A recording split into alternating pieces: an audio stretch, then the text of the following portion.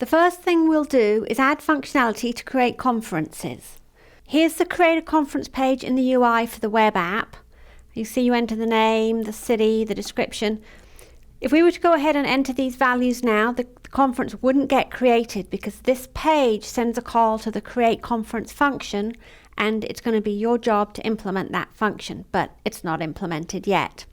We're going to create conference entities in such a way that each one has a parent, and that parent is a profile of the user who created it. The reason for doing this is it makes it very easy to quickly find all the conferences that a particular user created. For example, you'll be able to very quickly find all the conferences that you created. Now let's take a look at the code. So here I have the class conference, and you'll see that it has this @parent property. Using Objectify, the way you create an entity with a parent is that you use the annotation @parent to annotate one property as the parent. So in this case, we've annotated profile key as the property that's going to hold the parent. So profile key is going to be the key of the profile entity that's the parent of this conference. Now, when you created profile entities, you specified user ID as a property to use as the ID. For conference entities, we don't have any specific thing that we can use as the key that uniquely identifies the conference, so we're going to let App Engine allocate the key for us. However, using Objectify, you still need to identify one property as the property to hold the ID. So in this case, we're going to use the cunningly named property ID and mark it as @ID. So this is the property that uses the ID for the key.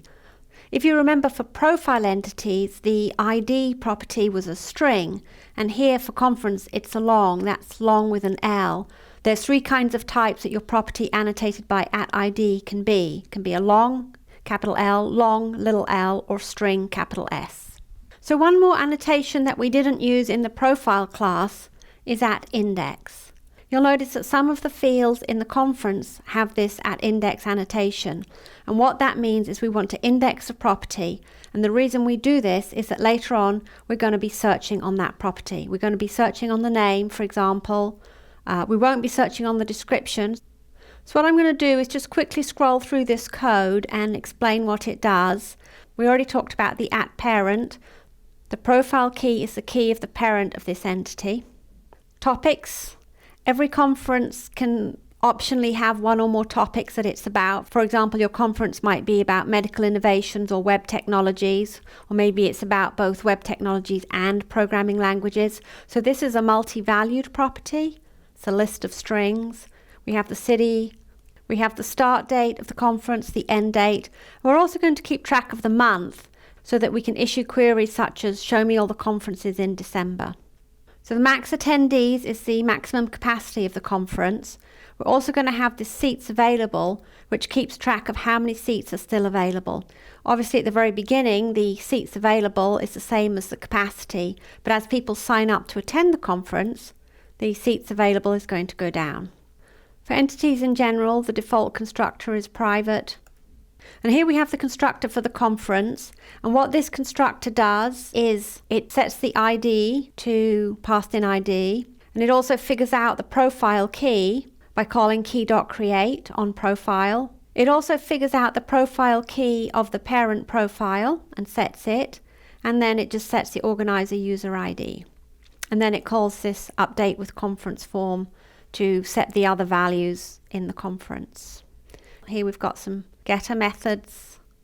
We get the profile key here. This get web safe key just basically returns a string of the conference's key so that it can be passed around through forms and through the browser if necessary. And this one here, the get organizer display name, the display name is calculated on the fly when we need it, just in case the organizer updates their display name. Okay, just some more getters. Get topics, we get a defensive copy of the list. Get city, we need to get the start date, the end date, get month, and so on. The update with conference form method takes the values sent in the conference form and updates the conference entity with those values. For example, here you see how we calculate which month the conference is occurring in and set the value of the month field. There's a couple more methods that we'll be using later. There's book seats, so that when a user registers to attend the conference, we need to keep track of how many seats are available. So we decrease the number of seats available by the number booked, and then give back seats. If someone registers for a conference and changes their mind and unregisters, then we need to reset the seats available.